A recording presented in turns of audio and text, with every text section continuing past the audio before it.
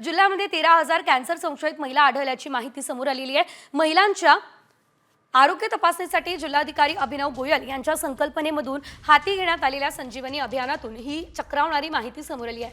आता या महिलांची आरोग्य विभागाकडून तालुका स्तरावरती स्क्रीनिंग सुद्धा केली जाणार आहे। आता आपण आशा वर्कर त्यांना ट्रेन करून त्यांना घरोघरी पाठवून महिलांना काही लक्षण आहेत का हे जाणून घेतले आणि त्याच्यातून आपल्याला 13,000 जवळपास असे महिला सापडले त्यांना काहीतरी लक्षण आहे, म्हणून आपण त्यांची आता यादी केलेली आहे आणि पुढच्या टप्प्यात आता त्यांची PHC, RHSDH किंवा आपल्या जिल्हा रुग्णालय तिथे आपण त्यांची टेस्टिंग, त्याच्यामध्ये VIA टेस्टिंग आहेत, गरज भासली तर बायोप्सी करून आपण जर त्यांना काही इश्यू असेल तर तेही निदान करण्याचा आपण प्रयत्न करणार।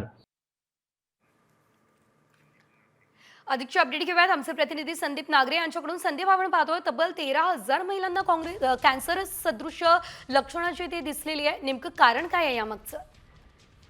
नक्कीच सेजल, आपण जर पाहिलं तर ग्रामीण भागातील महिलांच्या आरोग्याचा जो प्रश्न आहे तो वारंवार पुढे येत होता आणि याच अनुषंगानं हिंगोलीचे जे जिल्हाधिकारी आहेत अभिनव गोयल यांनी या महिलांच्या आरोग्याच्या दृष्टीनं संजीवनी आरोग्य अभियान हा उपक्रम सुरू केला आणि त्यामध्ये जिल्ह्यातील 5ही तालुक्यातील 2 लाखपेक्षा अधिक महिलांची तपासणी केली। त्यामध्ये प्राथमिक दृष्ट्या या सगळ्या 13,000 ज्या महिला आहेत त्यांना कर्करोग संशयित म्हणून प्रशासनानं घोषित केलं।